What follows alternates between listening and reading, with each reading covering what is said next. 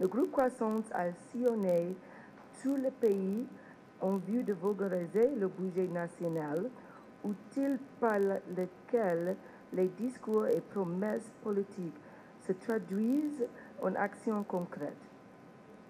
Les séminaires, ateliers et séances de travail organisées dans le cadre de ce projet démontrent que l'USAID prône la transparence dans la gestion des finances publiques.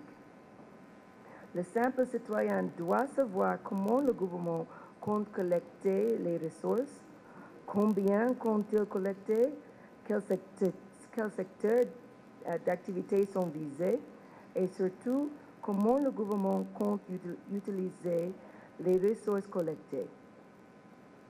Chers bénéficiaires, j'espère que ce projet vous a permis de mieux comprendre l'importance de votre engagement dans l'élaboration du budget national.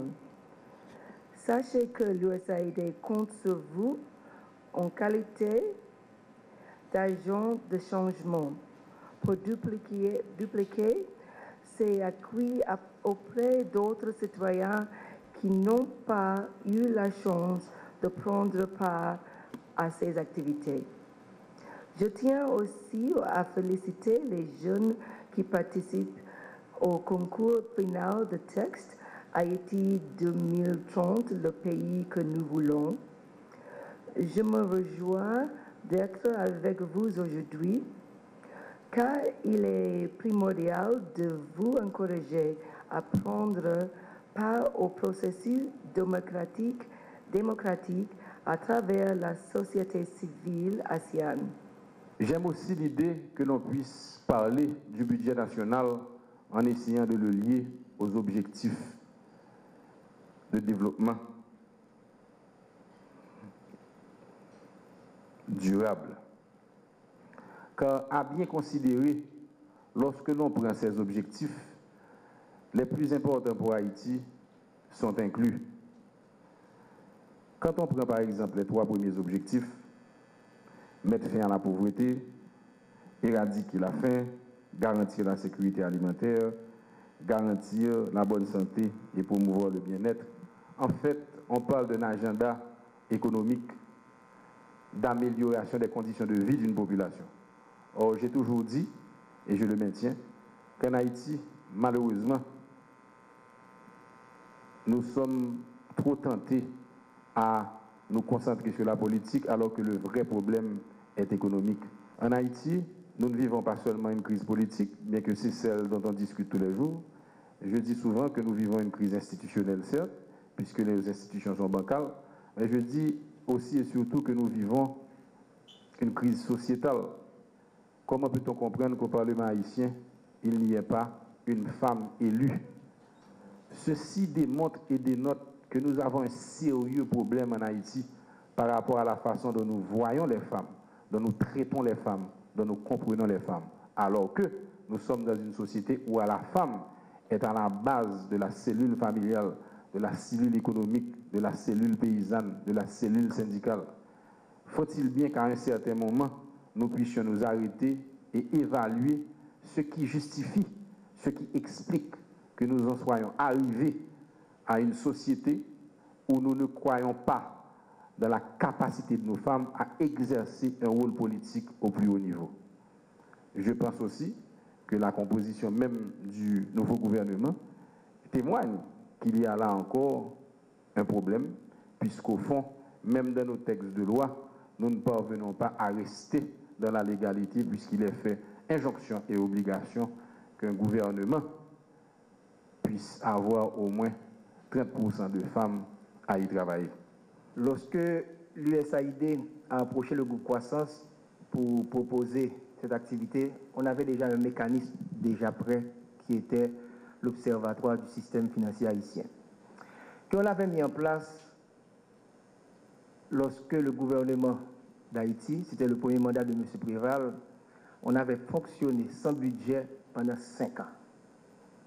Et on ne pouvait pas pointer du doigt seulement le gouvernement, car aucun parti de l'opposition n'a jamais critiqué le gouvernement parce qu'on n'avait jamais voté un budget en 5 ans.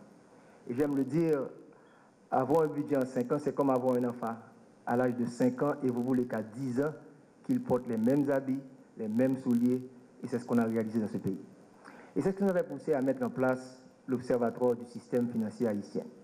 Un petit peu ce qu'ils ont aux États-Unis, ce qu'on appelle le CBO, à savoir un observatoire qui est presque indépendant par rapport au Congrès et l'exécutif américain pour essayer de suivre les flux financiers, les flux monétaires. Et c'est ce qu'on a fait pendant près de 10 ans. Et lorsque la USAID est venue nous parler, est-ce que ça vous intéressait de faire un projet pour parler budget, la réponse était simple. Il y a quelqu'un qui s'appelle Messi, qui font seul bagarre en ville, qui est mon seul bagarre en ville, c'est football, et on va payer pour le jouer football. Donc c'était exactement ce que le directeur a dit. On avait parlé de budget. Donc nous dire de travailler pour parler de budget à travers le pays, eh bien, on a pris l'occasion et c'est ce que nous avons réalisé. Donc nous remercions l'USAID, mais on souhaiterait que le secteur privé haïtien, que le Parlement puisse mettre des fonds pour de telles initiatives. Pas seulement pour un budget, mais pour la santé, pour l'éducation, pour l'environnement. Il doit y avoir ce genre de think tank, ce genre d'institutions qui défendent les intérêts de la société et de la nation. Et je pourrais voir rapidement le groupe qui parle de diabète. Eh bien, le Parlement aurait pu réellement mettre des fonds publics à la disposition de ce mécanisme, car ça peut aider globalement. La lutte contre la pauvreté et pour le développement durable impose à la fois des stratégies d'action méthodologiquement harmonieuses et socio-économiquement adaptées.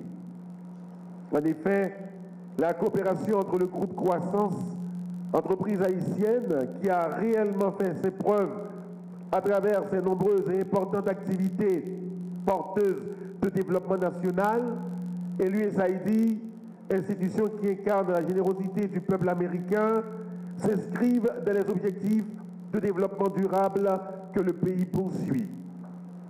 Cette collaboration tripartite, ministère de la Planification et de la Coopération externe, groupe Croissance et USAID, est d'autant plus importante qu'elle se base sur un pilier incontournable, la société civile. Dans la mesure où le développement ne saurait être pensé, voire mis en œuvre sans la participation des citoyens, et notamment des associations de citoyens, il faut dire que le développement leur est destiné. Il y va de leur bien-être.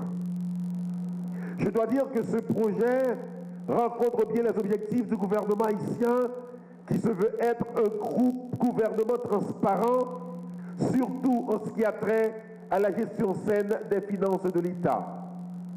Depuis tantôt 3 ans, la République d'Haïti s'est dotée d'un plan stratégique de développement, le meilleur de la Caraïbe, le PSDH, qui dégage une vision à long terme du développement et qui vise à propulser un développement durable et à faire d'Haïti un pays émergent, et aussi à travers le budget national, outil de mise en œuvre des politiques publiques qui prend en compte l'agenda post-2015 et plus précisément l'ensemble des 17 objectifs mondiaux pour mettre fin à la pauvreté, pour lutter contre les inégalités et l'injustice et faire définitivement face au changement climatique d'ici 2030.